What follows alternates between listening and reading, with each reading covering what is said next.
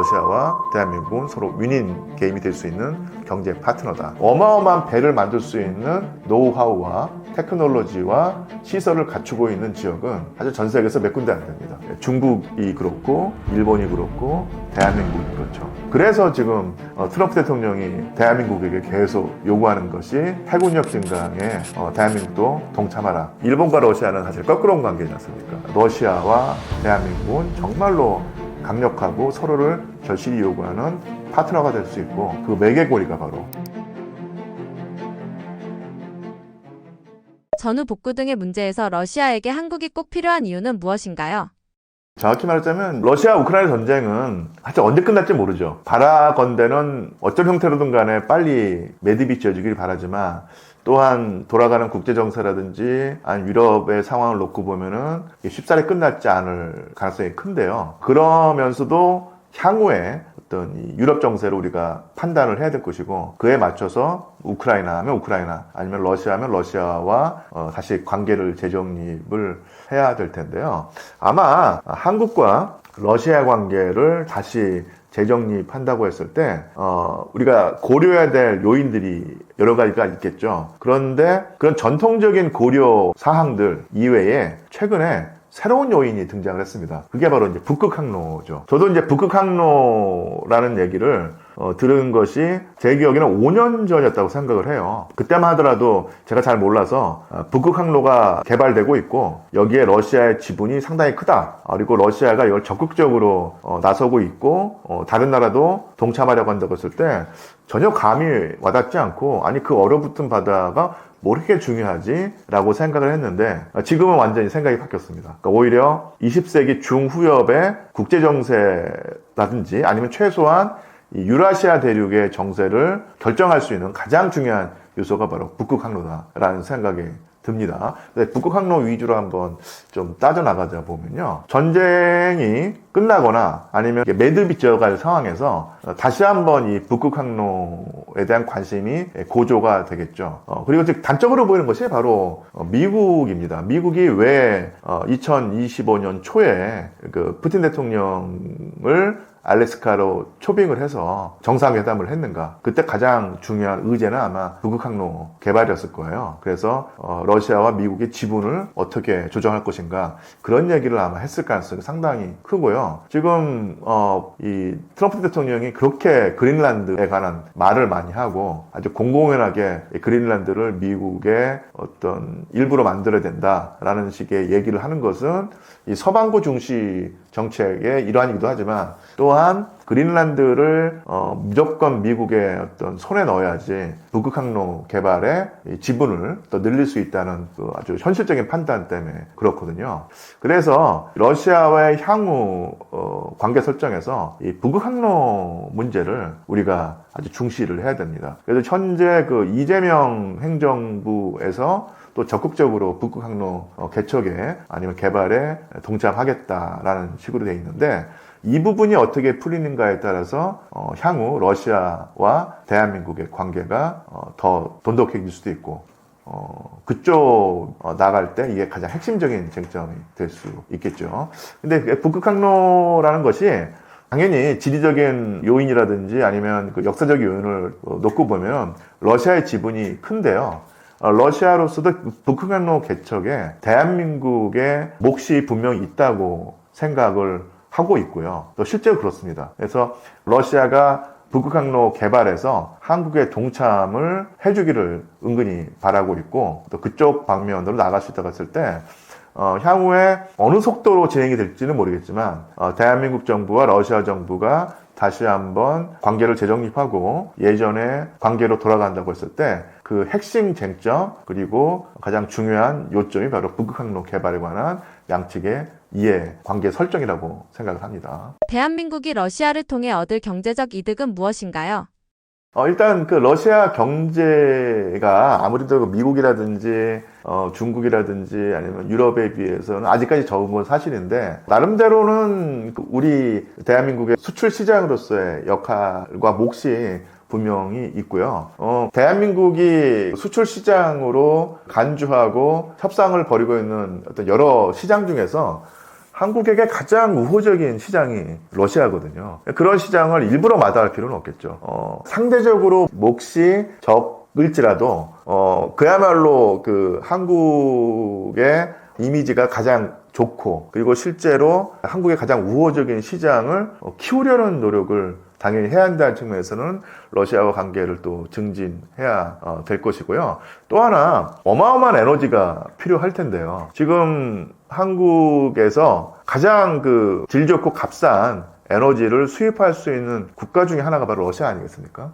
그러니까 러시아는 대한민국에게 요청하는 바가 몇 가지 있어요. 그게 뭐냐면, 공동사업인데 뭐냐면, 철도를 놓자. 그래서 그 유럽과 극동 지역을 연결하는 철도가 있는데, 이 철도가 바로 시베리아 횡단철도도요, 더 연장해가지고, 대한민국까지도 그 철도망에 들여오기를 바라고 있다는 얘기입니다. 그리고 또 하나가 그 러시아의 가장 큰 경쟁력이 역시 천연 액화 가스라든지 아니면 이런 것일 텐데, 이 파이프라인을 연장해서 일본이라든지 대한민국에게도 러시아의 천연 가스를 팔겠다는 것이거든요. 이것을 사실은 우리가 10분 활용한다고 했을 때 정말로 저렴한 에너지원을 확보할 수 있을 텐데요. 그것을 마다할 이유가 없죠. 사실 우크라이나 러시아 전쟁 전에 제가 듣기로는 대한민국도 상당히 많은 그 시도를 했었고, 실제로 러시아의 그 천연 액화가스가 꽤 많이 들어왔다고 알고 있는데, 이 전쟁으로 거래선이 끊기거나 아니면 상당히 줄어들었거든요. 이것을 복원해야 되지 않을까 싶어요. 그런 점에서 대한민국은 러시아라는 시장을 다시 되찾을 필요가 있고요. 또 하나, 대한민국은 그야말로 에너지 전량을 수입하는 국가로서 값싸고 질 좋은 에너지가 사활의 관건인데, 러시아의 가스, 천연가스를 10분 활용하는 것이 우리의 그 생활 수준을 높이고 경쟁력을 높이는 가장 좋은 방법이다. 그래서 러시아와 대한민국은 서로 윈윈 게임이 될 수 있는 경제 파트너다. 지금 정치적인 상황, 국제 정세의 유동성 때문에 뭐랄까 관계가 잠시 지금 중단돼 있거나 아니면 멀어진 것이 분명한 사실인데, 21세기 중후엽을 선도적으로 이끌어 나가려면은 러시아와의 관계를 돈독히 할 필요성이 너무 절실하다. 이렇게 저는 보고 있고, 실제로 우리나라의 그 위정자들이라든지 전문가들이 그런 쪽으로 판단을 하고 있다. 러시아가 왜 북극 항로 개발에서 한국을 파트너로 선택한 건가요? 한 두어 가지 요인을 생각할 수 있을 텐데요. 일단 북극 항로라는 것이 결국은 이제 종점이라는 게 있지 않겠습니까?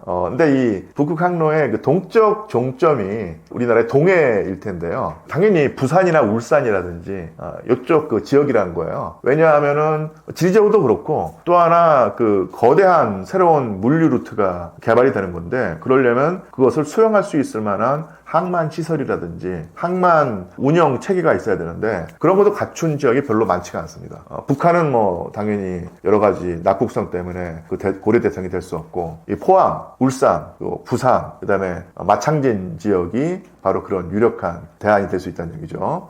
일본 같은 경우도 이제 그런 대안이 될 수 있겠지만, 일본과 러시아는 사실 거꾸로운 관계지 않습니까? 그래서 푸틴 대통령의 입장에서는 이 북극 항로의 그 종점으로 가장 매력적인 지점이 바로 대한민국이라는 얘기입니다. 지리적으로도 그렇고 기술적인 측면에서도 거의 완벽한 조건을 가지고 있다고 하는 측면이 정말 푸틴 대통령으로서는 거부할 수 없는 그런 매력일 것이고요. 또 하나, 예전에는 아예 항행이 불가능한 지역이었는데, 그러니까 지금은 항행이 가능해진 지역이 되었고, 북극 항로가요. 그리고 이 배가 안전하게 오갈 수 있는 시기가 1년에서 그 절반 이상으로 점점 늘어나고 있는데, 그럼에도 불구하고 그래도 일정한 기술이 필요한 것은 사실입니다. 그게 뭐냐면 쇄빙선이에요. 쇄빙선 기술은 러시아가 상당히 그 노하우를 축적하고 있고 강점을 보이고 있는데, 아마 원자력 쇄빙선까지도 가지고 있죠.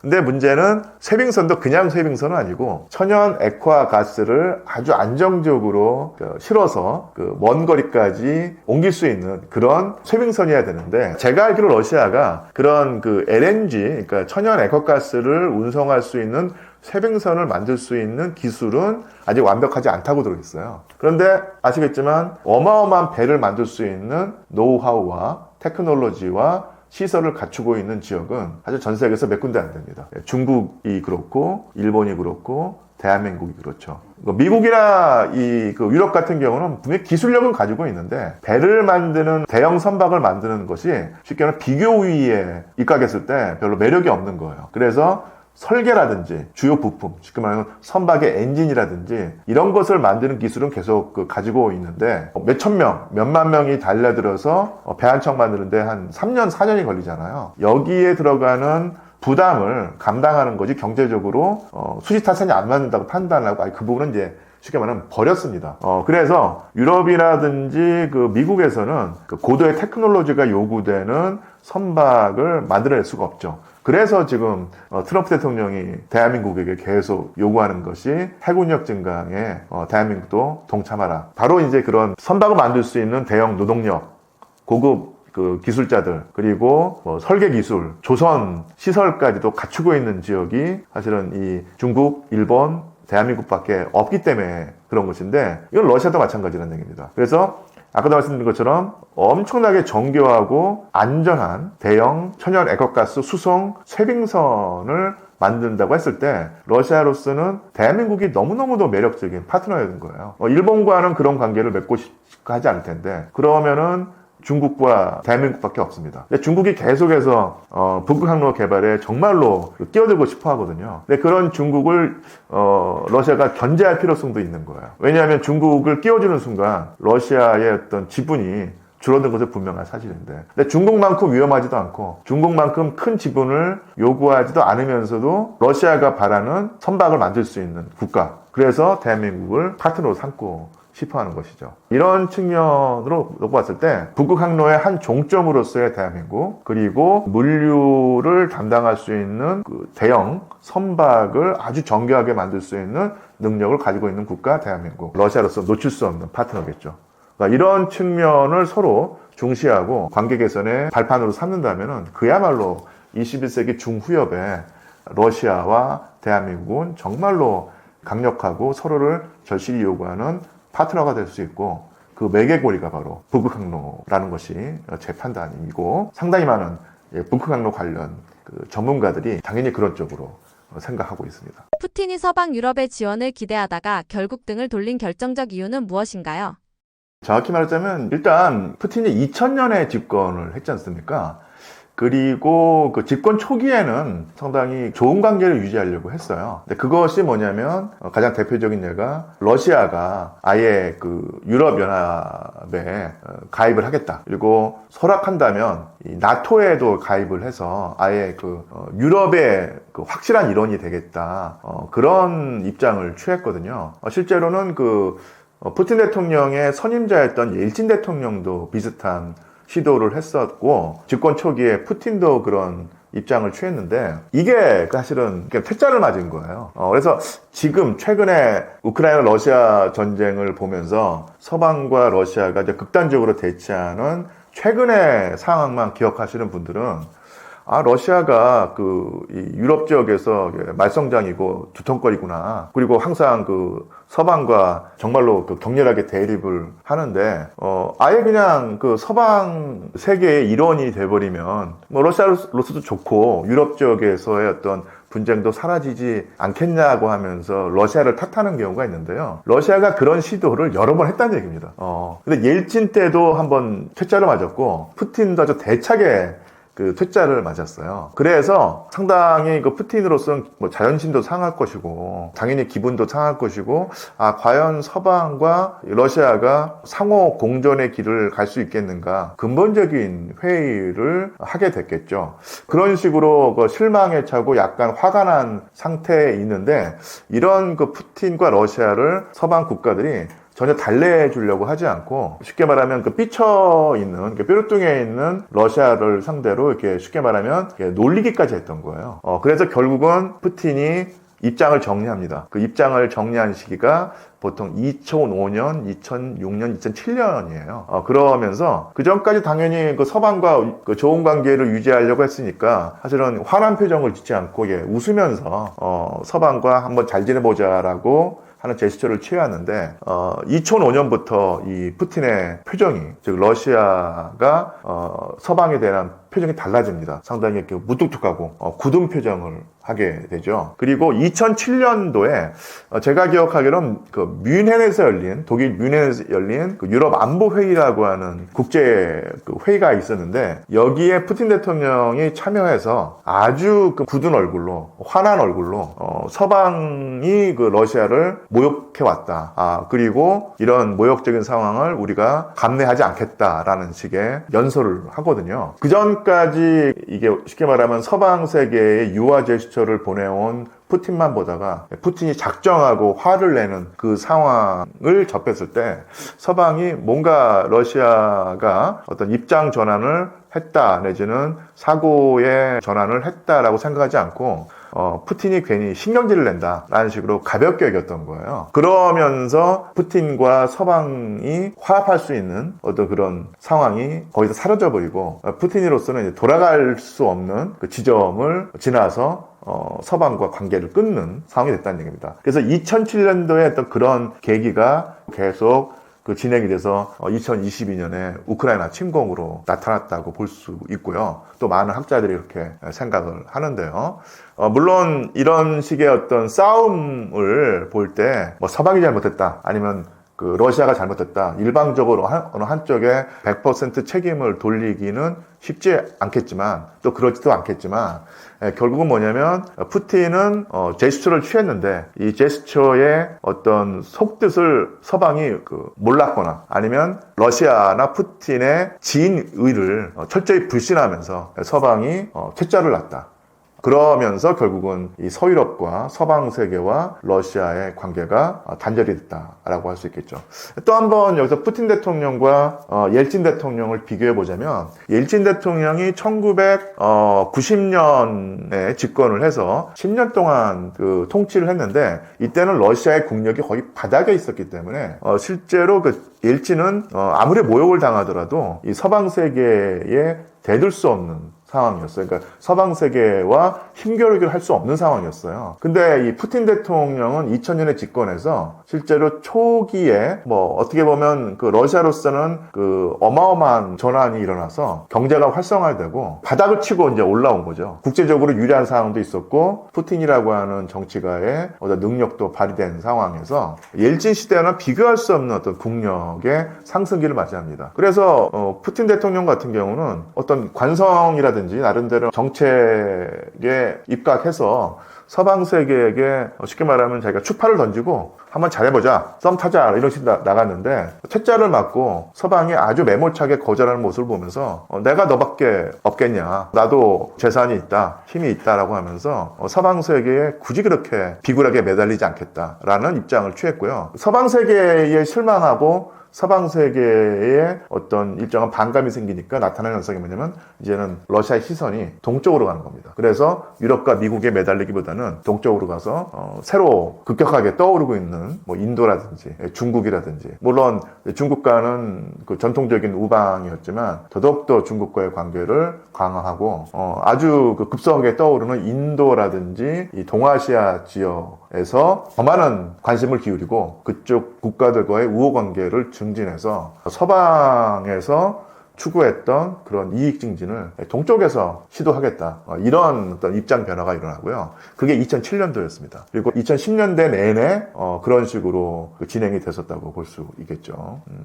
또 한 가지 좀 덧붙이자면, 그래도 이 서방 정치가 중에서 러시아와 우호 관계를 유지할 어떤 의사가 있었고, 또 그런 식의 정책을 통해서 자국의 어떤 뭐랄까 이익을 증진했던 인물이 바로 독일의 메르켈 총리였습니다. 그래서 메르켈 총리 집권 기간 동안 이게 푸틴 대통령과 어떤 우호 관계를 유지하고, 그러니까 다른 나라 그 지도자들은 푸틴에 대한 어떤 상당히 불신감이 있었고, 이 뭐랄까 차게 냉대를 했었는데, 독일과 러시아 관계는 좋았어요. 그래서 뭐 메르켈 총리 제가 말씀을 드렸고, 그 다음에 그 슈레더 총리라고 하는 전임 총리가 있었는데, 이분도 사실은 러시아와의 우호 관계를 증진하려고 아주 무진애를 써왔던 분이거든요. 그러니까 이런 식으로 슈레더 총리와 메르켈 총리의 노력이 빛을 발해서 러시아의 정말 값싼 에너지가 독일로 들어왔습니다. 그래서 이 당시에 독일의 경제력 상승은 정말 대단했죠. 그래서 어마어마한 경쟁력을 가지고 독일 경제가 쭉 솟아올랐는데 지금 독일 경제에 관한 어떤 기사를 보신 분은 알겠지만 어떻게 보면 지금 유럽에서 가장 허우적대고 가장 심한 경제 침체에 시달리는 나라가 독일입니다. 그리고 독일하면 떠오르는 그 자동차 기업들이 다 지금 대량 감원을 하고 아예 생산 라인을 중단하고 있는데 그 가장 큰 이유가 뭐겠습니까? 여러 가지 이유가 있겠지만 가장 중요한 이유는 러시아의 값싼 에너지원을 그전까지 누리면서 혜택을 받아왔는데 2022년 전쟁이 일어나면서 그게 끊겼다는 얘기죠. 그러면서 독일 경제가 지금 비틀비틀 되면서 거의 지금 그로기 상태가 됐는데요. 많은 경우에 어떤 분들은 메르켈 총리가 러시아 일본도의 그 정책을 펴다가 러시아에게 포섭이 되었다. 내지는 에너지원 수입을 다변화하지 못하고 러시아에게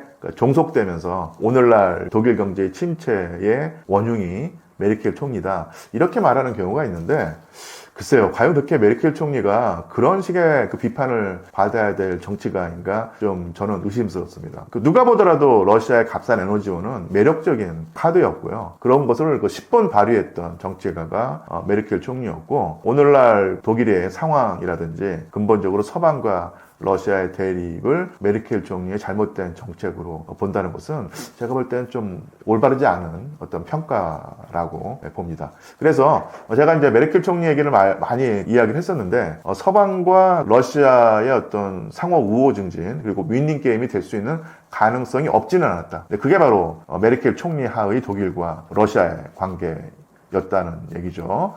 그래서 그런 가능성이 열려 있었는데 더 크게 독일이라는 국가 하나가 아니라 집단으로서의 서방 세계는 사실은 러시아를 근본적으로 불신을 했고 진위를 받아들이지 않았기 때문에 균열이 생겼고 지금은 균열 정도가 아니라 완전히 금이 가고 지각판이 쪼개져 가지고 상당히 오랜 기간 제가 볼 때는 거의 한 반세기나 1세기 안에는 근본적인 변화가 일어나지 않는 한 서방과 러시아는 서로 돌아설 수 없는 다리를 지났다 이렇게 볼 수 있겠죠. 복잡해지는 국제 정세 속에서 한국은 어떤 기회와 리스크가 있나요? 다시 한번 또 말씀을 드리지만 제가 이제 동북아시아 전문가가 아니라서 이런 국제 정세가 이 한반도에 어떤 영향을 미치는가를 아주 속 시원하게 똑부러지게 설명을 드릴 수 없다는 점을 좀 감안해 주시고요. 그냥 이런 얘기도 있다고만 들어주시면 걸러서 들어주시면 됩니다. 리스크라고 하는 표현이 좀 세긴 한데 근본적으로 제 판단에는요 결국은 지금 일어나고 있는 현상들이 러시아 우크라이나 전쟁도 그렇고 이번에 베네수엘라 사태도 그렇고 이 근본적으로는 미국의 일극 체제로 유지가 되어오던 국제 정세가 근본적으로 바뀌어서 이제는 다극 체제로 바뀌어 간다는 얘기입니다. 그래서 미국의 일극 체제가 유지되거나 아니면 미국이라고 하는 국가가 미국의 일극 체제를 어떤 일이 있더라도 지키겠다는 의지가 확고한 상황에서는 어떻게 보면 대한민국의 어떤 리스크는 상대적으로 적었죠. 왜냐하면 미국과의 동맹 관계를 계속 강화하고 유지하면서 미국 일본도의 정책만 편다면 문제가 없었다는 얘기입니다. 그런데 미국이 근본적으로 전 세계를 상대로 미국의 힘을 투사해서 모든 분쟁에 관여하겠다. 예를 들어 모든 지역에서 미국이 패권자로 행동하겠다는 의사를 사실 포기하고 서반구에서만 그런 모습을 보이겠다. 그리고 나머지 지역에서는 그쪽 지역의 강자를 인정하든지 아니면 그쪽 지역의 강자와 타협과 절충을 하는 선에서 그치겠다고 한다. 그러면은 이게 다극체제로 가고 있죠. 또 그런 경향이 아주 강화되고 있는데 그런 식의 상황에서는 다극체제로 간다고 했을 때 이 다극체제의 어떤 불안정성과 예측 불가능성이 어떻게 보면 극대화되는 지역이 바로 이 동아시아 지역이라고 할 수 있습니다. 그래서 미국 일본도의 정책을 펴는 것이 어떤 분들은 그것이 더 안정적이고 편할 수 있겠지만 과연 그럴까 하는 어떤 회의감이 드는 것이 분명한 사실이거든요. 지금 이 트럼프 대통령이 지금 2기 출범을 해서 많은 경우에 미국이 전력을 다해서 중국을 견제할 것이다 라고 예측을 했고 저도 그런 분석이 맞다고 하는 생각을 했었는데요. 지금 돌이켜 생각을 해보면 그런 어떤 중국과의 전면 대결이 아니라 오히려 중국과의 일정한 절충 타협 통해서 중국의 힘을 인정을 해주면서도 미국과의 어떤 그 대치 속에서의 절충 속에서의 대치를 통해서 미국의 힘을 동북아시아에서 유지하겠다, 이런 전략인 것이거든요. 쉽게 말하면 미국의 전통적인 동맹 중시 정책이 아니란 얘기입니다. 그래서 어떤 경우에는 푸틴 대통령은 특히 이제 동북아시아 지역에서 동맹의 중요성을 과소평가하고 동맹을 가지고 있는 것이 미국에게 별로 도움이 안 된다, 부담만 된다라고 하면서 어느 한순간에 동맹을 내팽개칠 수가 있거든요. 과연 미국이 그러겠는가 하는 어떤 의심을 하는 경우도 있는데, 우리가 나토 회원국가와 미국의 관계를 한번 살펴보자면요. 지금 그린란드 문제를 놓고 덴마크를 아주 멸시하고 꼬맹이 취급하는 그 상황이죠, 미국이. 그리고 덴마크를 그렇게 다루니까 적어도 형식적으로는, 겉모습으로는 지금 나토 회원국가들, 특히 영국, 프랑스, 독일이 반발하고 있습니다. 그래서 나토 회원국가, 그러니까 서유럽에 있는 미국의 동맹국가와도 상당한 갈등 관계에 있고, 또 아주 명시적으로 말을 하지 않았지만 푸틴 대통령이 나토 그거 필요하냐, 나토 없어도 된다, 이런 식의 어떤 모습까지도 보이고 있거든요. 그래서 어느 순간에는 이런 식으로 가다가는 프랑스, 독일, 영국 이런 나라의 동맹 관계를 아예 깨트리거나, 아니면 깨트리지 않아도 완전히 동맹 별로 도움이 안 된다라고 하면서 거의 그 형식적인 관계로 만들 가능성이 있습니다. 그런 사정이 동북아시아에 전개되지 않으리라는 보장이 있을까요? 미국과의 그 동맹 관계를 통해서 지금까지 안정을 누려왔고 국운 상승의 길을 맞이했다. 이것이 일정 정도 상당히 옳은 그 분석이긴 한데, 이 분석이 앞으로도 통하리라고 하는 보장은 전혀 없습니다. 아주 극단적으로 말해서 미국이, 정확히 말하면 그 트럼프 행정부겠죠, 중국과의 대결 속에서도 절충과 타협을 해서 일정 정도 그 큰형님끼리의 어떤 이해관계 조정이 이루어지게 된다면은 어느 순간에는 한국이라는 동맹국을 거추장스럽게 여기거나, 아니면은 내팽개치거나, 아니면 그렇지는 않더라도 한국의 국익을 존중해주는 어떤 그런 상황보다는 한국이 더 굴종적으로 들어오지 않으면은 미국으로서는 재미없다, 이런 식으로 아주 냉랭하게 대할 수 있는 거예요. 근데 그런 면에서 보자면 이런 급변하는 국제 정세, 다극화되는 상황에서 미국 일변도에 오로지 미국만 쫓아가면은 모든 것이 해결된다고 하는 어떤 그런 전략 전술이 21세기 초까지는 혹시나 통했을지 모르지만 20세기 중후엽에는 사실은 제가 볼 때는 그 유효기간이 끝났지 않았을까라고 생각하고요. 또한 이런 것이 제 생각에 미국과의 동맹관계를 파기하자, 이런 것도 아니고 미국과 관계를 완전히 재정립하자, 이런 것은 아닌데, 그런 가능성에 대비해서 항상 플랜 B라든지 플랜 C를 마련해야 될 것이고, 또한 다극화하는 체제를 우리가 인정을 하고, 그리고 그 안에서 이 대한민국의 국익을 어떻게 하면 극대화할 수 있을까, 열린 어떤 그 상황을 염두에 두고 대한민국이라고 하는 커다란 선박의 진행 방향, 항로를 설정해야 되지 않을까 싶습니다. 그런 면에서 아무래도 익숙한 어떤 그 항로를 가는 것이 아니라, 어떻게 말하면 살짝 그 항로에서 벗어난, 아니면 전혀 그 해도가 없는 망망대해에 들어갔다는 측면에서는 리스크가 있는 것은 분명한 사실인데, 항상 그렇지만은 익숙한 항로가 천년만년 지속되리라는 보장은 없고요. 항상 그 새로운 상황에 처할 수 있다는 걸 너무 무서워하지 않고 우리가 또 대처를 해야 되지 않을까 싶습니다. 너무 원론적인 얘기지만 결국은 이제는 미국의 일극 체제는 끝났다. 오히려 미국이 그런 체제를 원하지 않는다. 그리고 세계는 다극 체제. 그러니까 모든 나라가 극이 될 수는 없고요. 그야말로 옛날로 치면 열강이라든지 강대국이라고 하는 어떤 그런 그 표현에 걸맞는 몇몇 국가들이 세계 정세를 주도할 텐데, 그런 가능성에 대비해야 된다. 이것이 제 생각이고, 적지 않은 분이 동의해 주시리라 생각을 합니다. 러시아가 베네수엘라를 끝까지 돕겠다고 했는데도 왜 결정적인 순간마다 약속을 지키지 못하고 있나요?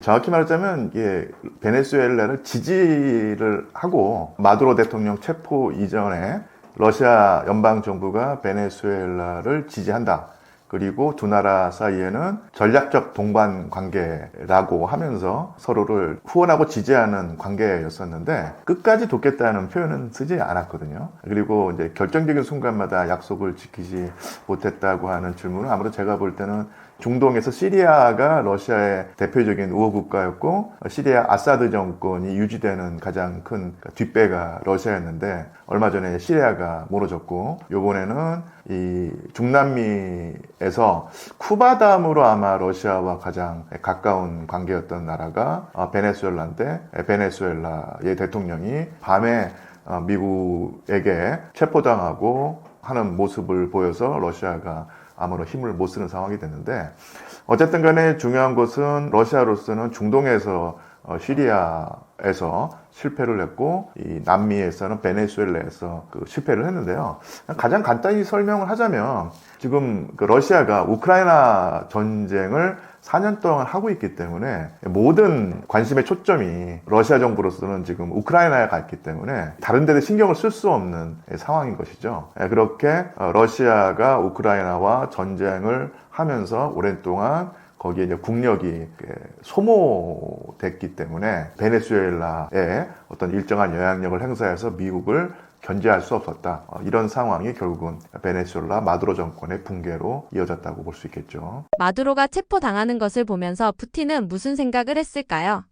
푸틴 대통령 입장에서는 일단 화가 났겠죠. 왜냐하면은 중동 지역에서 러시아의 영향력의 발판이 시리아였는데 시리아가 지금 정확히 말하면 시리아가 아니라 시리아의 아사드 정권이 붕괴됐고 그 다음에 남미 지역에서 러시아의 일정한 영향력의 거점이 바로 베네수엘라였었는데 베네수엘라의 그 거점이 사라지게 되면서 속상하고 화하고도 난 측면이 있겠죠. 하지만 또 하나 더 크게 보면은 지금 러시아가 뭐랄까요 국제사회라고 보통 표현을 하는데 이 국제사회를 크게 보면은 전 지구적인 차원의 범주일 것이고요. 좀 좁게 보면은 미국과 서방 세계를 보통 국제 사회라고 하거든요. 그런데 이 좁은 의미의 국제사회, 즉 서방과 미국이 러시아를 최근 4년 5년 동안 압박할 때 이웃 주권 국가를 국제법을 어기고 침공해서 정권 교체, 그러니까 레임 체인지를 했다.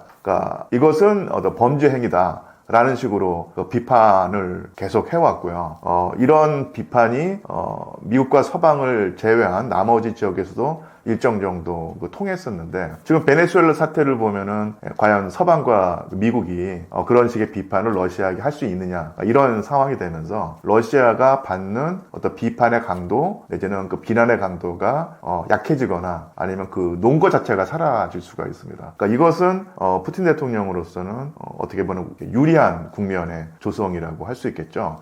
그래서 남아메리카라고 하는 지역에서는 마두로 정권의 붕괴로 러시아가 낭패를 겪었다 내지는 손해다라고 말할 수 있지만 전지구적인 차원에서 보면은 꼭 미치는 장사는 아니다. 그리고 오히려 러시아가 서 있는 입지가 시차말로 러시아가 욕을 덜 먹거나 아니면 더 당당하게 자기 주장을 할 수 있는 상황이 됐다고도 볼 수 있겠죠. 이번 유조선 납포 이후 러시아 동맹국들은 러시아 편에 서는 것이 안전보다는 손해로 보이기 시작했을까요? 글쎄요, 안전보다 손해로 이게 너무 좀 표현이 센 듯하고요. 사실 일단 러시아의 동맹국이 몇 개 안 됩니다. 동맹국이란 표현보다는 이제 우호적인 국가, 전략적 동반자 이런 역할을 할 텐데. 결국은 남아메리카 지역에서 러시아의 거점이 사라지고 그리고 한 정권이 이렇게 할 일 없이 무너지는 걸 보면서 다시 어떤 미국에 대한 평가를 할 수가 있겠고요. 그리고 미국이 이렇게 설친다 내지는 과도하게 힘을 투사한다고 했을 때 그 제어 세력이 없겠구나. 러시아가 그런 제어 세력이 될 수 없겠구나라고 하는 생각은 분명히 흔히 말하는 아프리카라든지 중남미 국가, 아시아에서 세질 것은 분명한 사실입니다. 예. 푸틴 체제의 한계를 보여주고 있는 건가요? 한계라기보다는요, 두 가지 그 방향에서 살펴야 될 텐데, 전지구적인 차원에서 그 미국의 영향력을 제어할 수 있는 국가로 자리매김되는 이제 불리한 상황이 됐는데, 이게 또 그 트럼프 대통령도 그것을 이제 바라는 어떤 모양새가 보이는데, 미국이 전 세계를 상대로 분쟁 지역에 개입을 해서 미국의 국익을 챙기겠다.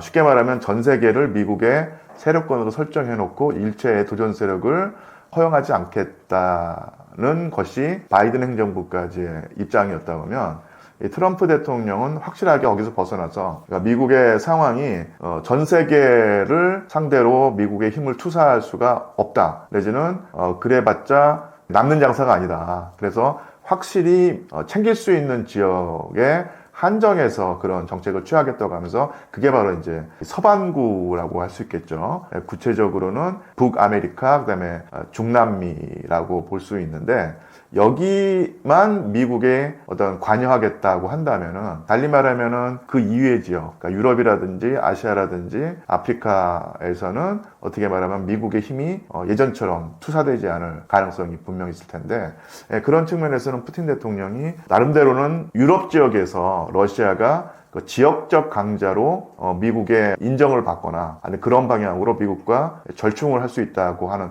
판단을 하면서, 나름대로는 뭐 득도 있다. 최소한 그 유럽의 한정에서는 불리한 국면만은 아니다. 이런 판단을 하지 않을까 싶네요. 이 사건이 한반도 안보에는 어떤 영향을 주고 있나요? 어떤 분들은 역시 미국이다. 미국이 한 명의 사상자도 되지 않고 전격적으로 작전을 승리, 성공으로 이끌어 나가면서 원래 목표였던 바, 그러니까 미국의 대드는 마두로를 단숨에 제거했다고 하면서 미국의 힘을 다시 한번 확신하고 추앙하는 분위기가 있을 수 있지만요. 또한 저번에 말씀드렸듯이 이 푸틴 대통령의 입장은 확고한 듯합니다. 서반구에서는 미국의 국익을 진짜 무지막지한 방법을 통해서라도 확보하겠다라고 했고요. 그것은 달리 말하면은 그 이외의 지역에서는 미국의 힘이 예전처럼 투사되지 않을 수 있다라고 하는 측면을 좀 주시를 해야 될 것 같고요. 또 하나가 우리나라에서, 그러니까 쉽게 말하면 미국을 확신하고 미국을 신봉하는 분들의 또 다른 측면이 중국이 대만을 노리지 않을까. 그러니까 미국이 설정해 놓은 동북아시아 질서를 중국이 깨지 않을까. 그러면서 이제 중국을 불신하고 중국에 대한 어떤 그 거리감을 느낀다는 것인데요. 미국의 트럼프 대통령이 자신의 세력권인 바로 그 남아메리카에서 그런 레임 체인지를 시도해서 성공을 했다고 했을 때, 중국도 이제 그런 판단을 하겠죠. 미국이 세력권을 서반구에 한정한다면 이 동북아시아에서 그 중국의 어떤 세력권도 인정해 주지 않겠느냐, 내지는 그런 방향으로 미국과 타협과 절충과 어떤 대치를 하면서 그 중국의 입지를 키울 수 있다라고 한다는 얘기입니다. 오히려 중국은 이번 사태를 보면서 움츠러들기보다는 오히려 속으로는 뭐 쾌작까지는 아니지만 나름대로 주판을 튕겨서 우리에게 유리한 국면이 조성되었다. 더 강력하게 미국과 협상을 하고 새 대결을 하고 절충을 하면서 우리 중국의 입지, 더 크게 말하면 양안 관계를, 중국과 대만의 관계를 중국 쪽에 더 유리한 쪽으로 끌어오겠다라는 어떤 그런 유혹을 느낄 것이고요. 또 그런 식으로 나가도 좋다는 신호를 미국이 주었다라고 관할다고 하면은 어떻게 말하면 지금 우리나라의 상당한 지분을 차지하고 있는 시각, 즉 미국이 세계를 주도해야 되고 미국의 힘이 강력해야만 한다고 하는 그런 분들은 좋아만 할 수는 없는 상황이죠. 그러니까 오히려 미국의 베네수엘라 침공이라고 해야 될까요? 아니면은 뭐 작전이라고 해야 될까? 그러니까 이런 상황이 오히려 그러니까 그분들이 근심하고 걱정하는 중국의 팽창, 중국이 동북아시아에서 미국이 설정해 놓은 질서를 깨는 방향으로 더 나아갈 가능성이 있다는 측면을 더 중시해야 되지 않을까 싶습니다. 저 같은 경우는 뭐 중국의 양안 관계가 근본적으로 갈등 관계로 치닫거나 심지어 전쟁이 일어난다고는 보지 않는 입장이긴 한데, 기존의 일부 시각, 즉 중국이 대만을 노리고 있다, 그래서 걱정이 된다고 생각하시는 분들은 이번 그 베네수엘라 사태를 보면서 좋아하고 낙관하기보다는 조금 더 경각심을 가지고 오히려 불안감을 가져야 되는 상황이 아닌가 이렇게 보입니다. 마두로 체포 작전을 통해서 미국이 말하고 싶었던 진짜 메시지는 무엇인가요? 제가 이제 사실은 아무래도 역사학자이기 때문에 조금 더 옛날 일들을 다시 한번 살펴보게 되는데, 어떻게 보면 바이든 행정부까지의 미국의 정책에서 벗어나서 이 트럼프라고 하는 어떤 그 야생마 같은 쉽게 말하면 미국의 주류에서 벗어난 대통령이 전혀 다른 입장을 취해서 아주 노골적으로, 아주 무지막지하게 또 국제사회의 시선을 생각하지 않고 힘을 투사했다. 그리고 자기의 어떤 목표를 이루었다라고 볼 수도 있지만, 사실은 어떻게 보면 중남미 지역에서 미국에게 대드는 내지는 미국의 눈에 거슬리는 국가라든지 세력을 이런 식으로 제거하는 것은 사실은 과거에 어떻게 보면 비일비재한 일이었어요. 그래서 19세기에 이미 먼로 독트린이 나와서 먼로 대통령 때, 그 당시에는 유럽이 더 강대국이었고 미국이 상대적으로 이제 힘이 약했던 시절인데, 유럽이 이 미국이라든지 아니면 아메리카 대륙에 관여하지 말라, 개입하지 말라. 우리도 유럽에 신경 쓰고 개입하지 않듯이. 그래서 미국의 어떤 세력권이 중남미에 확장되어 있다는 것을 인정해 달라는 어떤 그런 정책이 먼로 독트린이었거든요. 그래서 사실은 미국이 아메리카 대륙의 맹주로서 19세기에 자리매김할 수 있었고, 실제로 그런 그런 것이 20세기에 들어서서 한동안은 아주 노골적으로 보이진 않았습니다. 그런데 다시 또 이제 먼로 독트린으로 돌아가서 무지막지한 방법으로 이 중남미를 챙기겠다, 이렇게 보는 것이고요. 그리고 오히려 어떻게 말하면 옛날 같으면 어떤 포장을 하고 아니면은 대의명분을 내세워서 어떻게 해서라도 미국의 행동을 정당한 행동으로 보이게 만들려고 했었을 텐데, 지금은 그렇지 않았다는 얘기입니다. 그러니까 사실은 20세기 말에 이 걸프전이 일어났을 때 이라크를 미국이 침공을 해서 제압을 했는데, 그때 계속 내세웠던 주장이 뭐냐면 이란에 대량 살상 무기가 있다. 그래서 그 대량 살상 무기가 크나큰 위해를 끼칠 수 있으니 그것을 해결하기 위해서 이 무력 개입을 한다. 그러니까 이런 식으로 전지구적인 어떤 대의명분을 내걸었거든요. 근데 지금은 전혀 그렇지 않습니다. 물론 마약이라고 하는 어떤 명분을 내세웠지만, 그 마약이 과연 베네수엘라에서 생산되는 마약이 미국으로 들어가서 미국을 해치고 있다라는 어떤 그런 주장이 과연 맞는가도 또 따져봐야 될 문제이지만, 가장 중요한 사실은 이 마약 문제가 미국에서는 문제가 될지 모르지만 다른 나라, 다른 대륙이나 다른 지역에서는 그건 미국의 문제지 라는 식이 된다는 얘기입니다. 그래서 아무래도 이란을 쳐들어갈 때 내세웠던 대의명분에 거의 근접하지도 못하는 그런 것이 없이 베네수엘라를 침공하고 거기서 작전을 벌였는데, 오히려 이런 모습을 보이면서 미국의 침기를 건드리면 이런 꼴을 당할 수 있다는 것을 오히려 더 보여줌으로써 미국이 정확히 말하면 트럼프 대통령이 원하는 바를 앞으로는 쟁취하겠다, 이런 속셈도 있는 것 같아요. 알기 쉽게 설명을 하자면, 예전에 조폭 조직이 자신들의 뜻을 이룬다고 했을 때 말끔하게 정장 차림을 하고 와서 조곤조곤 어떤 나름대로 논리를 대면서 겁을 주고 위협해서 이득을 취하는 그런 모습이 아니라, 이번에 완전 우통 다 벗어버리고 그리고 문신까지 보이고 하면서 공포심을 조장해서 미국의 힘을 과시하고 이득을 챙기겠다. 또 이런 방법이 지금으로서는 더 효과적이다고 보는 사람이 트럼프 대통령이 아닌가 싶네요. 그리고 일어난 지가 얼마 안 되는 사건이고, 그리고 또 많은 경우에는 정보가 제한적으로 풀려서 어떤 속사정이라든지 전모를 파악하기가 쉽지가 않은데, 제가 좀 전문가에게 들은 바가 있습니다. 그래서 이런 설도 있다, 그러니까 이렇게도 볼 수 있겠구나 라고 걸러서 들어주시면 됩니다. 그러니까 제가 들은 정보는 뭐냐면요, 방송이나 언론에서 미국의 특수부대가 전격적으로 투입을 해서 정말로 짧은 시간 안에 전격적으로 작전에 성공해서 마두로라고 한 일국의 대통령을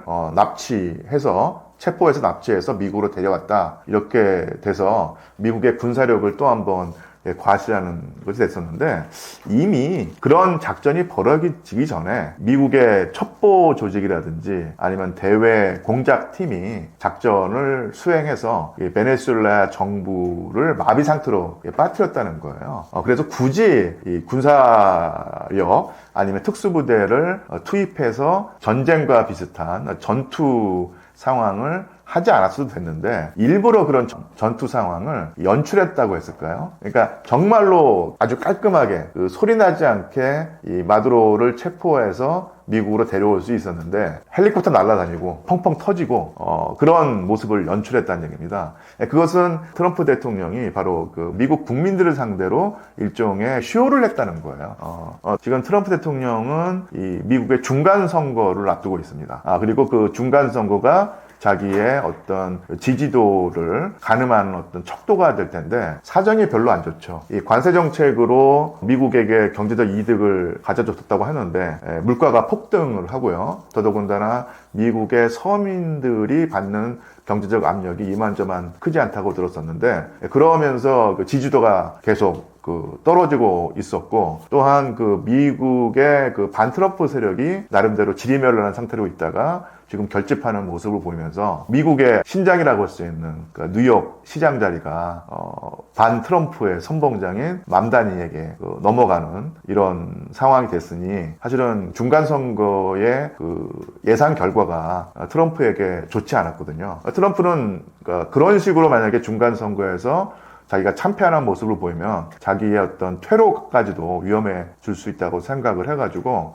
반드시 중간 선거에 이겨야 하는 상황인데 그런 식으로 불리한 여론을 미국 내 여론을 일거에 뒤집는 가장 좋은 방법은 역시 늘 해왔던 대로 전쟁입니다. 그리고 아니면 전쟁에 준하는 상태일 텐데 쉽게 말하면 그 미국 그 시민들의 관심을 끌고 하기에 그 가장 좋은 대상이 바로 마두로였던 것이고요. 그러니까 그런 상황인 것이죠. 그래서 미국의 공작은 역시 아주 정교하다. 냉전의 시대에 그랬듯이. 그런데 또 한 번 트럼프 특유의 어떤 쇼맨십이라든지 아니면 그의 정치적인 어떤 그 수완이라는 것이 다시 한번 과시가 됐는데 그것은 이렇게 현란한 어떤 연출을 함으로써 자기의 어떤 힘을 더 과시하고 미국 내에 어떤 자기 지지 세력을 더 확실하게 결집할 수 있는 그런 상황을 만들기 위해서 일부러 군사 상황을 연출했다고까지 볼 수 있다. 이렇게 볼 수 있다는 얘기죠. 그래서 미국뿐만 아니라 제가 이제 사실 영국에서 유학을 했기 때문에 영국의 사정도 좀 알고 있는데 정말로 옛날 그러니까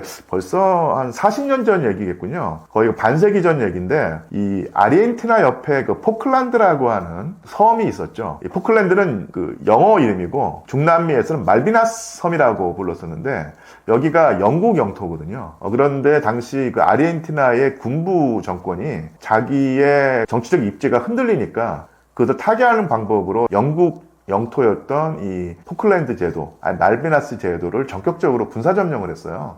그런데 당시에 그 영국의 권력자였던 대처 수상이 전격적으로 대함대를 보내서 전쟁을 불사했거든요. 그래서 결국은 이 포클랜드 제도를 다시 되찾았습니다. 그런데 이게 영국에 어떤 영향을 미쳤냐면요. 그 전까지 그 대처의 정책이라든지 대처 총리의 그 장기 집권에 염증을 내고 신물을 내는 분위기가 있어서 상당히 당시 영국의 대처 그 총리의 정권이 흔들리는 상황이었는데 완벽하게 그 여론의 전환이 일어나서 그 다음 선거에서 압도적인 승리를 거뒀다는 거예요. 당시 영국 보수당 대처 총리의 정권이. 그래서 대처 총리가 더더욱더 정권을 오랫동안 연장해서 거의 최장수 총리가 될 수 있었는데 그런 식으로 트럼프 대통령은 불리한 여론을 일거에 뒤집는 방법으로 이런 작전을 선택했고 영국이 그런 것처럼 미국도 정확히 말하면 미국의 현 그 트럼프 행정부가 이 불리한 그 중간 선거의 그 여론 지형을 일거에 뒤집어서 승리를 거둘 수 있다. 이런 판단을 한 듯 하고요. 지금 우리나라 언론에서도 그 미국 그 행정부, 정부 대변이라든지 부대변인들의 그 인터뷰가 나오는데, 완전히 그 작전에 성공하고 목표를 이루어서 즐거워하는 정도가 아니라 거의 그러니까 조증처럼 보일 정도로 아주 기분이 업돼가지고, 속마음을 술술술술 불어내고 있거든요. 그만큼 중간 선거를 앞둔 이 트럼프 행정부의 어떤 그런 의중이 좀 엿보이기도 하고 성공한 어떤 그런 희열이 주체하지 못할 정도로 넘쳐난다고 생각을 하고, 그러니까 이런 식으로 해서 이 트럼프 행정부와 그 측근들은 중간 선거에서 분명히 우리가 승리할 수 있다, 이런 자신감 뿜뿜인 상황인 듯 합니다. 트럼프가 중간 선거를 이길 것으로 보시나요? 베네수엘라의 상황과 이게 맞물려서 갈 텐데요. 미국이 세운 자기들의 마음에 드는, 트럼프의 마음에 드는 베네수엘라의 권력자가 제대로 협조를 하고, 그리고 베네수엘라의 정국을 완벽한 아니더라도 일정 정도 통제를 해서 상황이 안정되면 그야말로 그 트럼프로서는 꽃놀이패가 되는 것인데, 항상 그렇지만은 흔히 하는 말로 누구에게나 완벽한 계획은 있다, 링에 오르기 전까지는, 이런 말처럼 미국이 그 기획했던 어떤 시나리오대로 되지 않고 베네수엘라가 급격한 불안정에 빠진다든지, 아니면 미국이 지금 발을 디뎠는데 그 디딘 데가 수론이 돼서 미국이 허우적거리는 상황이 된다면 사실은 오히려 트럼프에게는 중장기적으로는 불리한 상황이 될 수도 있겠죠. 그래서 미국의 상황이 어느 쪽으로 가는가는 향후 베네수엘라의 그 내부 사정, 베네수엘라의 차기 정권이 어떤 상황으로 가는가, 여기에 맞물려서 트럼프는 그야말로 꽃놀이패를 가진 상황이 될 수도 있고, 아니면 과거에 세계 분쟁 지역에 섣불리 발을 디뎠다가 허우적거리면서 몰락의 길을 걷는 경우가 있었거든요. 그런 식으로 갈지가 결정이 되겠죠.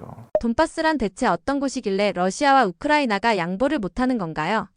정확히 말하자면 제가 중고등학생 때 세계지리 이걸 배울 때, 그때부터도 이제 돈바스라고 하는 표현이 쓰였습니다. 옛날 그 지리과 부도를 보면은 그런 표현이 나올 텐데, 그 우리말로 더 정확히 옮기면 도네츠 탄전 내지 도네츠 분지라고 돼 있어요. 이게 뭐냐면 도네츠크란 것이 크게 보면은 우크라이나의 동쪽 지역에 있는 한 도거든요. 도네츠크라고 하는 한 주가 있고요. 그 위쪽에 이제 루안스크라고 하는 주가 있습니다. 그리고 지금은 당연히 러시아 영토인데 그쪽 지역에 러시아 영토가 붙어 있겠죠. 그래서 정확히 그 러시아의 그 어떤 주인지는 지금 갑자기 이름이 생각 안 나는데, 그러니까 우크라이나의 도네츠크 주, 그리고 루안스크 주, 그리고 그 두 주와 맞닿아 있는 러시아의 그 한 주를 뭉뚱그려 가지고 돈바스라고 불렀던 것입니다. 일단 거기가 약간 분지 형태로 돼 있는 모양이고요. 근데 그게 중요한 것이 아니라 거기에 어마어마하게 많은 그 석탄과 지하 자원이 아주 집중적으로 매몰돼 있어요. 그래서 이쪽 지역이 우크라이나와 유럽, 러시아 남부의 핵심적인 지역이었고, 이쪽 지역이 산업적인 역량이 워낙 강하기 때문에 그쪽이 중시될 수밖에 없었고, 아예 하나의 돈바스라고 하는 명칭이 지리학 교과서에서도 아주 여러 번 언급이 될 정도로 널리 알려져 있는 상황이었습니다. 그래서 한번 이제 역사 얘기를 좀 하자면요, 1930년대에 당시 그 소련의 그 위정자 권력자였던 스탈린이 아주 강력하게 소련 전체의 공업화 정책을 강행합니다. 그래서 한 5년 6년 사이에 소련을 미국과 독일 다음 가는 세계 제3위의 공업국가로 만드는데, 그때 어마어마하게 큰 공장들을 건설을 했거든요. 그런데 오히려 우크라이나와 소련, 아니 우크라이나 러시아의 관계를 잘 모르시는 분들은 자꾸 그 우크라이나를 일방적으로 러시아나 소련, 아니 스탈린이 일방적으로 괴롭혀왔다고만 생각하는데, 물론 그런 측면이 당연히 있죠. 1930년대 초에 대기근이 있었기 때문에 그때 우크라이나가 어마어마한 피해를 입었던 것이 분명한 사실이고, 근데 우크라이나의 독립 세력을 일체 허용하지 않고 탄압했던 것이 분명한 사실인데, 반면에 그 1930년대에 우크라이나가 아주 그 강력한 공업국가로 탈바꿈을 하게 되거든요. 그것이 바로 소련의 공업화 정책의 한 일환이었는데, 스탈린이 여러 가지 이유에서 러시아라고 하는 곳보다 더 많은 공장을 집중적으로 세운 지역이 바로 우크라이나였어요. 전반적으로 공업화라는 측면에서만 놓고 보자면 소련 지도부가 우크라이나에 어마어마한 혜택을 준 겁니다. 그리고 그 결정의 결과로 우크라이나는 농업국가에서 공업국가로 완전히 탈바꿈을 하게 됐던 것이죠. 그러면 왜 스탈린이 러시아에서도 세우지 않는, 아니면 러시아에는 그냥 몇 군데 세워주는 공장을 왜 우크라이나에 집중해서 세워졌는가? 그것은 여러 가지가 있지만 가장 큰 이유는 일단 우크라이나의 그 동쪽 지역이 워낙 그 지하 자원이 많고 산업의 입지로서 좋았기 때문입니다. 그래서 이제 거기에 공장들을 정말로 많이 세웠는데 그쪽 지역이 바로 돈바스였다는 얘기죠. 그래서 석탄이 풍부하고요. 철광석도 풍부하고. 그런데 이 서쪽으로 가면은 농업자원도 있으니까 이 노동자들의 어떤 그 식량 사정을 쉽게 해결할 수 있고요. 또 하나 지금 그 우크라이나 지도를 보시면 한가운데 드니프로 강이 흐르지 않습니까? 여기에 당시로서는 유럽 최대의 수력발전소를 세웁니다. 그래서 공장을 세울 때 어마어마한 에너지가 필요한데 그 에너지의 안정적인 공급원으로서 드니프로 강에 수력발전소를 세웠던 거예요. 그런 식의 그 스탈린 시대의 공업정책의 최대 수혜자가 바로 우크라이나였고 그런 상황이 독립할 때까지도 계속 지속이 되었다 얘기죠. 그래서 이제 돈바스 지역은 그런 식으로 당연히 소련 전체로서도 중요했고 우크라이나로서도 정말 어마어마하게 중요한 지역이었고 그다음에 전 세계에서 학생들이 지리 시간에 돈바스라고 하는 이름을 달달달달 외워서 시험에 대비할 정도로 어떤 중요한 지역이었다 이렇게 설명드릴 수 있습니다. 러시아가 돈바스를 요구할 수 있는 명분은 있는 건가요?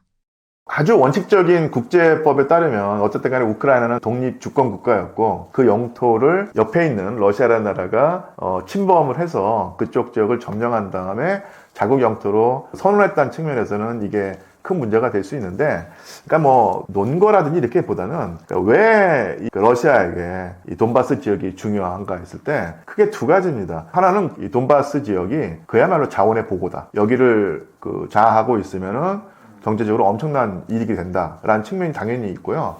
또 하나가 뭐냐면 원래부터 이 우크라이나라고 하는 지역이 독립국가가 되기 전부터 러시아의 관계 속에서 이 러시아 제국의 상당히 오랜 기간의 통치를 받았기 때문에 그쪽 지역이 러시아 사람들이 많이 살고 있었고요. 더더군다나 1930년대에 스탈린이 아주 강력한 기세로 공업화 정책을 추구할 때 그야말로 농사만 짓거나 아니면 공업시설이 없는 우크라이나에 공장을 세우는 거지 않습니까? 그러면 당연히 공업설비뿐만 아니라 많은 엔지니어하고 노동자가 필요한데, 공장 노동자가 필요한데, 우크라이나는 농사만 짓던 국가였기 때문에 산업 노동자, 공업 노동자와 엔지니어가 없는 거예요. 그래서 그 허벌판에 이 대규모 공장을 막 세웠는데 돌리려고 하면은 노동자와 엔지니어가 필요하지 않습니까? 어디서 데려왔을까요? 러시아에서 데려왔습니다. 원래부터 러시아계 주민들이 많이 살고 있는 지역이었는데 1930년대에 엄청난 속도로 공업화가 이루어지면서 더더욱더 많은 러시아 출신 공업 노동자 그리고 엔지니어들이 새로운 터전을 얻어가지고 대량으로 이주를 했던 것입니다. 러시아 사람들 입장에서는 우크라이나는 쉽게 말하면 사촌들이 사는 땅이지 않습니까? 지리적으로 가깝고 거기서 그러니까 우리가 아무리 기술이라든지 어떤 노동력을 가지고 있어도 정말 완전히 인종도 다르고 문화도 다르고 멀리 떨어져 있는 지역까지 이민을 간다는 게 정말 쉬운 일이 아닌데 러시아 입장에서 보면은 바로 옆이고 그 다음에 우리 사촌격인 아주 가까운 민족 거의 동포라고 해도 될 만큼 가까운 나라고 그 다음에 거기에 일자리가 널려 있고 하니까 정말로 많은 러시아 사람들이 이주를 했던 것이죠. 그래서 이 돈바스 지역에 우크라이나어와 더불어서 러시아어가 공용어가 될 정도로 두 민족이 얽히고 설키고 어떤 경우는 오손도손 어떤 경우는 대면대면하게 어쨌든 간에 아주 가까운 거리에 살았다는 얘기입니다. 그런데 1991년에 우크라이나가 독립을 했죠. 그리고 정말 복잡한 얘기지만 우크라이나가 독립을 한 다음에 우크라이나 민족주의를 내세우는 강경한 세력들이 상당히 커졌어요. 그래서 러시아인으로서의 정체성을 유지하려고 하는 사람들 그리고 거기에 삶의 터전이 있는 사람들이 우크라이나의 강경한 민족주의자들과 대립할 수밖에 없는 상황이 됐었고 러시아의 중앙정부에서 친러시아 정책보다는 친서방 정책 그리고 또 반러시아 정책 그리고 왜 이 우크라이나 땅에서 우크라이나인이 당연히 우위를 점하고 이들이 주류가 돼야 되는데 왜 거기에 동조하지 않는 세력이 있느냐고 하면서 돈바스에 집중적으로 살고 있는 러시아계 주민들에 대한 어떤 일종의 부드럽게 표현하자면 차별 정책, 좀 세게 표현하자면 탄압을 펼쳤습니다. 그러다가 내전이 벌어졌고요. 강경한 우크라이나 강경 민족주의자들 중에 정말로 극단적인 세력이 이 돈바스 지역에 살고 있는 러시아계 주민들이 우크라이나 중앙정부에 복종하지 않는다, 순종하지 않는다고 해서 테러를 가하고 심지어는 뭐 재산 피해뿐만 아니라 인명 피해가 엄청 날 정도로 심각한 상황이 있었던 거예요. 그런 상황을 주시했던 사람이 바로 푸틴 대통령입니다. 그러니까 푸틴 대통령의 입장에서는 뭐랄까요, 그 국가 정책으로 러시아의 국익을 증진하는 방편으로서 돈바스가 탐나기도 했지만 또한 동슬라브인의 맹주, 그리고 어쨌든 간에 러시아라고 하는 어떤 민족의 지도자로서 비록 그 다른 나라 국경 너머에 살고 있긴 하지만 같은 핏줄인 러시아 사람들이 러시아 입장입니다. 러시아 입장에서 보면 부당한 탄압을 받고 2등 국민 취급을 받고 심지어는 대대적인 고문과 테러를 받으면서 수천 명 단위, 수백 명 단위로 목숨을 잃는 상황을 앉아서 볼 수만은 없었던 거예요. 근데 그런 상황을 그 전에 그 유럽의 그 지도자들과 우크라이나의 그 대통령과 푸틴 대통령이 협상으로 풀려고 했었는데 결국 그 협상은 실패했습니다. 누구에게 책임이 더 있는가는 또 따져봐야 될 문제가 있지만 어쨌든 간에 우크라이나의 민족주의 세력과 돈바스에 집중적으로 거주하고 있는 러시아계 우크라이나 주민들 사이에 갈등과 어떤 경우는 그 내전 상태를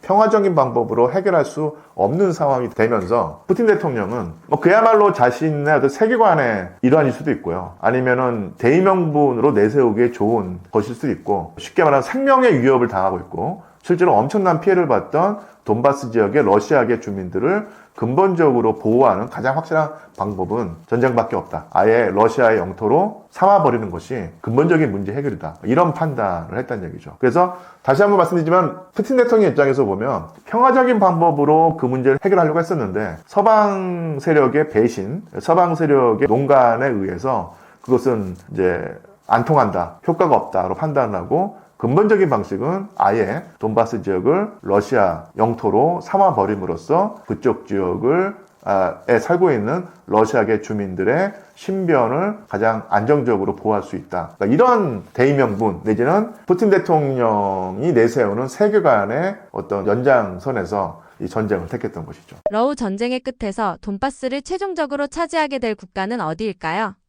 예, 지금 상황에서는 러시아일 수밖에 없죠. 러시아일 수밖에 없다는 얘기는 사실은 대의명분상에서 푸틴이나 러시아가 어떤 주장을 하는가는 차치하고 놓고서라도 군사적으로 점령을 하고 있고요. 그리고 이런 상황을 우크라이나에게 유리하게 조성하기 위해서는 우크라이나 힘이 아주 세야 되는데 그렇지도 않죠. 그리고 그나마 우크라이나가 계속해서 이 돈바스를 다시 탈환하겠다고 할 때 뒷배가 미국일 수밖에 없는데 트럼프 대통령이 집권하면서 미국은 완전히 발을 빼려고 합니다. 그런데 이 영국, 프랑스, 독일로 대표되는 유럽연합 국가라든지 나토 국가가 과연 미국을 대신해서 우크라이나를 도와서 우크라이나의 그 돈바스 탈환을 가능하게 하겠느냐, 이것도 사실은 별로 현실성이 없다는 얘기죠. 그래서 돈바스 지역이 지금 상태로서 보자면, 지금의 추세로서 보자면은 러시아의 일부가 될 가능성이 있고, 뭐미국이라든지 이 유럽, 그러니까 서유럽 세력이 그걸 인정하진 않겠지만 실효라고 하나요? 실질적인 주인은 러시아로 갈 것입니다.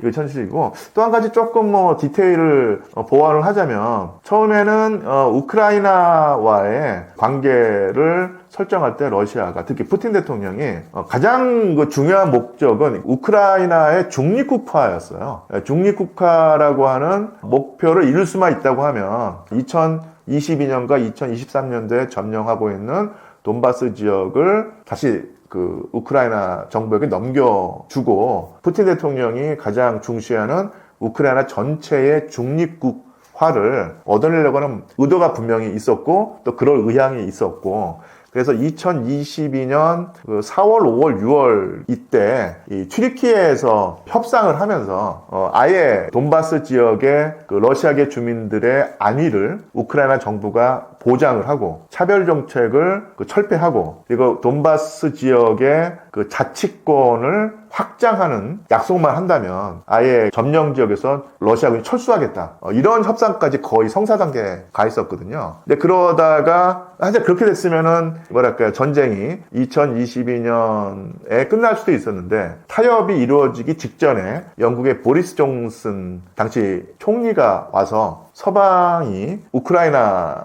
정부를 전폭적으로 지원하고 절대적인 그 원조를 해줄 테니 러시아와의 협상을 뒤엎고 계속 싸워라 이렇게 말을 했거든요. 젤렌스키가 그때 결국은 러시아와의 어떤 그 거의 성사 단계에 있던 협상을 뒤엎어버리고 보리스 존슨의 그 공고에 따라서 전쟁의 지속을 선택했습니다. 그래서 이 푸틴 대통령으로서는 어쨌든 간에 배신감을 느꼈고요. 플랜 A가 뒤틀리면서 이제 플랜 B로 갔다는 얘기입니다. 그 플랜 B가 뭐냐면 돈바스 지역을 아예 차지해버리겠다 라고 해서 2023년인가에 러시아의 헌법을 개정해서 돈바스 지역을 러시아의 영토로 선언하고요. 그리고 그쪽 지역에 살고 있는 주민들에게 러시아 국적을 부여를 했습니다. 그래서 아까도 말씀드렸지만 2022년 전쟁 초기까지만 하더라도 이 돈바스 지역의 이것을 푸틴 대통령 카드로 이용해서 러시아의 목적을 달성하려고 했었는데 지금은 그렇게 돼서 카드로 이용할 수 있는 상황이 아닌 거예요. 왜냐하면 러시아의 헌법상 돈바스는 러시아 영토가 돼버렸습니다. 그리고 그쪽 사람들에게 러시아의 그 국적을 부여를 했거든요. 만약에 푸틴 대통령이 다시 한번 2022년에 플랜 A로 돌아가서 우크라이나가 중립국화를 약속하면 땅을 돌려주겠다. 이런 순간 푸틴 대통령은 헌법을 어기는 대통령이 됩니다. 그러면은 정권을 유지할 수가 없게 되겠죠. 그래서 돌려줄 수 없는 상황이 됐고요. 또 한 가지 현실적으로, 정말 현실적으로 놓고 보자면요. 이 전쟁의 비극이기도 하고, 만약에 푸틴 대통령이 의도해서 돈바스 땅을 우크라이나에 돌려준다. 내지는 군사적으로 밀려서, 그럴 가능성은 낮지만, 어쨌든 간에 군사적으로 밀려서 돈바스 땅을 빼앗긴다라고 했을 때, 그쪽 지역을 다시 점령해서 통치하게 된 우크라이나 정부가 그쪽 지역에서 어떤 행동을 할까요?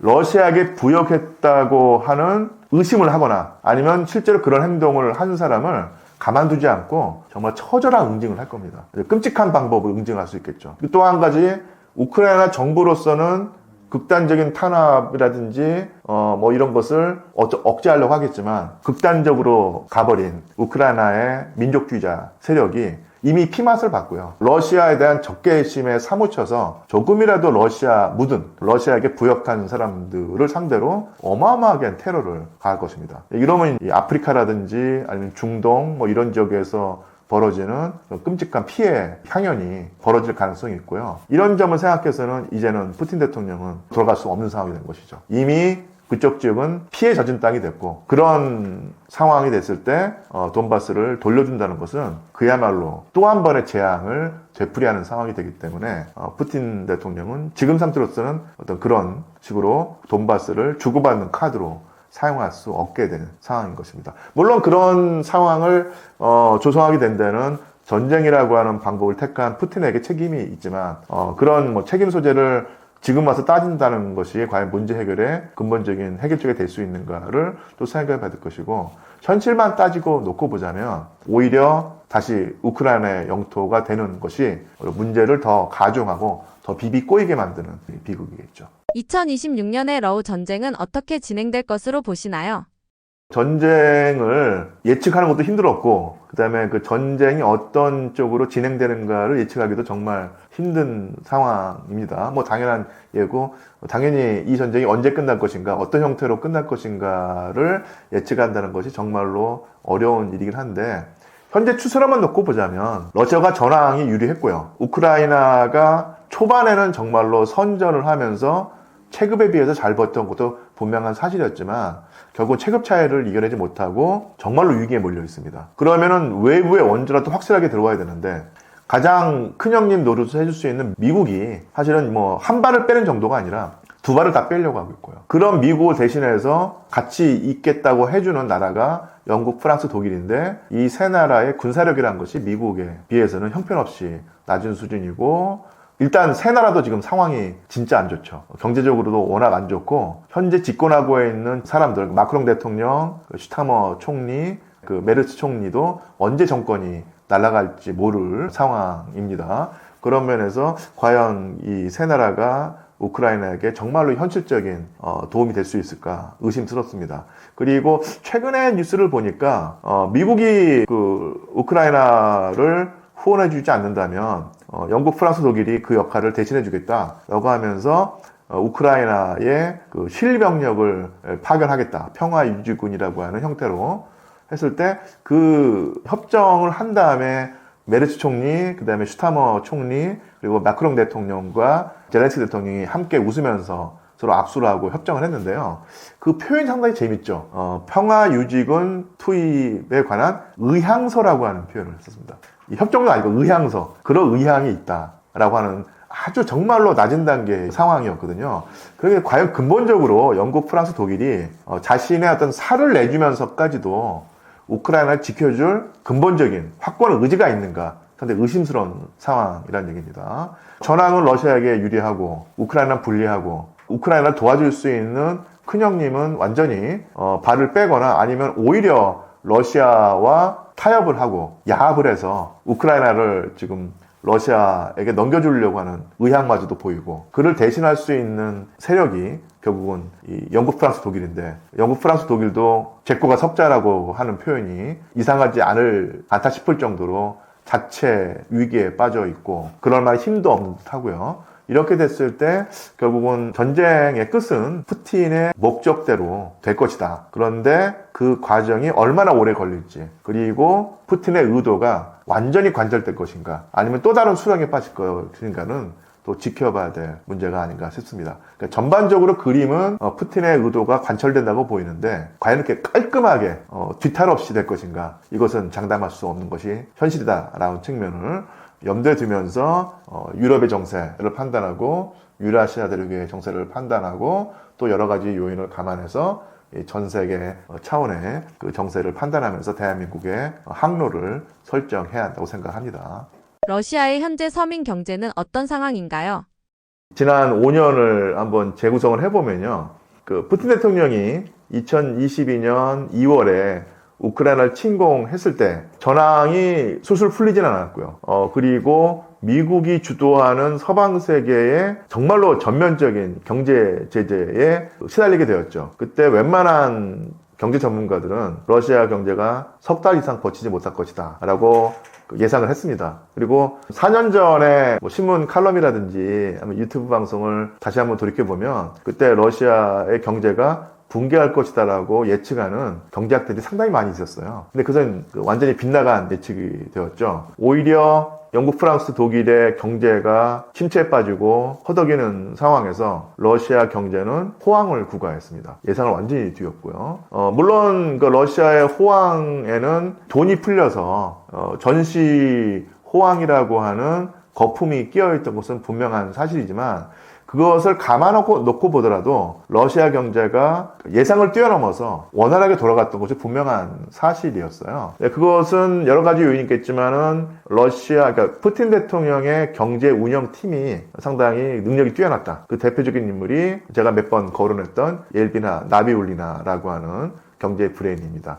그래서 이들의 경제 운영이 상당히 효과를 봐서 러시아 경제는 지난 4년 동안 적게는 3%, 높게는 4%의 경제 성장률을 보였어요. 그래서 구매력 기준으로 보자면 러시아 경제가 사실은 이게 상당히 전 세계적인 기준으로서 높은 축에 속했죠. 돈이 풀리니까 인플레가 심했었는데 아주 근근히 그 인플레를 어떻게든 간에 통제해왔던 것이 옐비나 나비울리나였습니다.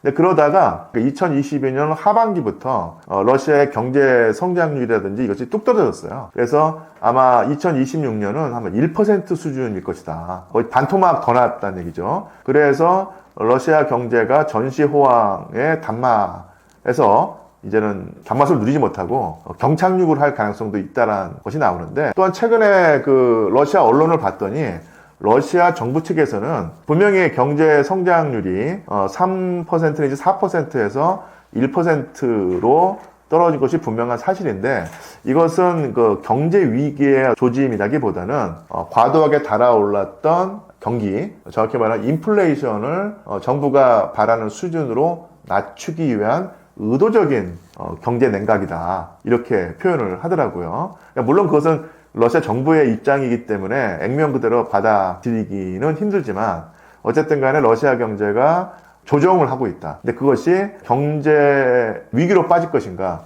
아니면은 경제 조정으로 갈 것인가를 우리가 2026년에 좀 눈여겨봐야 될 텐데 저는 이제 러시아 경제가 포항은 국가가지 못하겠지만 그렇다고 해서 급격한 위기에 빠진다는 판단이나 예측은 좀 지나친 것이 아니겠느냐 이렇게 저는 보고 있습니다. 푸틴에 대한 민심은 괜찮은 상황인가요? 우리나라 언론을 봤더니 베네수엘라에서 푸틴이 큰 이제 망신을 당했고 러시아 국적의 선박이 아니면 유령 선단이 베네수엘라에서 결국 미국의 이 그물에 걸려들어서 납포되는 수모를 겪었다. 그래서 이게 러시아 정부에게 엄청난 타격이 가해져서 위기 상황에 빠질 것이다라는 어떤 그런 식의 논조를 봤는데요. 저는 그런 그 뉴스를 보면서 아직까지도 인디안식 기후제를 지내는 것이 아닌가. 푸틴 대통령은 정치적 위기에 빠질 것이다. 아니면 빠져야 된다고 하는 생각이 너무 지나쳐가지고 그런 식으로 계속 그 모든 상황을 해석하는 것인데 적어도 현재까지는 그 푸틴 대통령의 정권의 기반은 단단하고요. 물론 완벽하게 단단하지는 않겠지만 모든 지표를 봤을 때 짧은 기간 안에 급격한 위기에 빠질 것이라고 하는 징후는 보이지 않습니다. 그리고 어쨌든 간에 푸틴 대통령은 전쟁을 결국은 러시아에게 유리하게 가져왔고 현재 전선에서 계속해서 빠른 속도로 진격을 하면서 전쟁의 승기를 잡고 실제로 승리를 선언할 수 있는 상황에 좀 더 가까이 간다고 했을 때 누가 보더라도 전쟁에 승리하고 있는 국가가 그건 정권이 위기에 빠지리라고 보는 것은 현실을 제대로 보지 못하고 있다고 볼 수 있겠고요. 더더군다나 국제 정세가 러시아에게 꼭 유리하다고 볼 수는 없겠지만 미국이라고 하는 최대 그 강대국이 오히려 자기의 그 세력권을 전 세계가 아니라 이 서방구로 국한해서 그쪽 지역만 챙기겠다고 하는 모습을 보였을 때 이 푸틴 대통령으로서는 유럽의 지역 패권을 러시아의 지역 패권을 미국이 문제 삼지 않는다고 하는 신호로 받아들일 것이고요. 이렇게 됐을 때 더더욱더 자신감이 있는 모습을 러시아 국민들에게 보일 수 있을 것이고 러시아 국민들은 그런 푸틴을 보면서 지지를 하든지 아니면은 저도 반대를 하지 않을 것이고 러시아에도 분명히 푸틴 반대 세력이 존재하는데 그런 푸틴 반대 세력이 힘을 키울 수 있는 상황은 아닌 것이 사실이죠. 그래서 러시아 푸틴 대통령의 정치적 입지는 절대적으로 안정적이다고 볼 수는 없겠지만 나름대로 탄탄한 입지에 있다. 그리고 제가 최근에 듣기로는 아예 그 후계 구도까지도 거론한다는 말이 있어요. 그만큼 푸틴 대통령은 나름대로는 상황을 느긋하게 여기고 있다는 느낌이 듭니다. 우크라이나와 젤렌스키의 상황은 어떤가요? 젤렌스키 대통령은 일단 국내 여론은 점점 더 악화되고 있어요. 그래서 예전에 어떤 인기를 누리지 못하는 것도 분명한 사실이고 정말로 낮은 단계로 지금 진입하고 있는데 그렇지만 우크라이나 국민 중에서 이게 몫에 국민들이 마음에 않지만 어쨌든 간에 지금 전쟁 상황이고 러시아와의 대립관계 속에서 강을 건너는 상황에서 말을 갈아탈 수는 없다. 미우나 고우나 젤렌스키를 지지해야 된다. 이런 입장에 있지만 그럼에도 불구하고 또 하나가 확실한 것은 뭐냐면 차기 대통령 선거에서 젤렌스키를 지지할 마음이 있는가 했을 때는 그 지지도가 현격히 떨어집니다. 그 전까지는 우크라이나에서 현 정부가 대선을 치를 수 없다. 그런 상황이 아니다라고 버텨왔는데 여러 가지 이유에서 차기 대통령 선거가 가시화되고 있고 러시아도 어떤 그런 압박을 하고 있고 미국이나 서유럽도 우크라이나에서 대통령 선거가 치러져야 된다라고 하는 어떤 그런 요구를 하고 있거든요. 그래서 언제인지는 모르겠지만 조만간 우크라이나에서 대통령 선거가 치러질 텐데 거기서 젤렌스키 대통령이 재선할 가능성은 현저히 낮다. 이렇게 보는 것이 객관적인 판단이 아닌가 싶습니다. 미국은 현재 우크라이나와 러시아에 대해서 어떤 전략을 갖고 있을까요? 제가 하여튼 미국 전문가가 아니기 때문에 미국이 어떻게 나올까 정말 확실하게 예측할 수는 없지만 일단 트럼프 대통령이 이 선거 유세 기간 동안 했던 호언장담 자기가 집권하면 뭐 일주일 안인가요? 그 안에 우크라이나 러시아 전쟁 문제를 해결하겠다 이런 호언장담을 사실은 물 건너 갔고요. 우크라이나 지원에서 발을 빼려고 하고 있죠.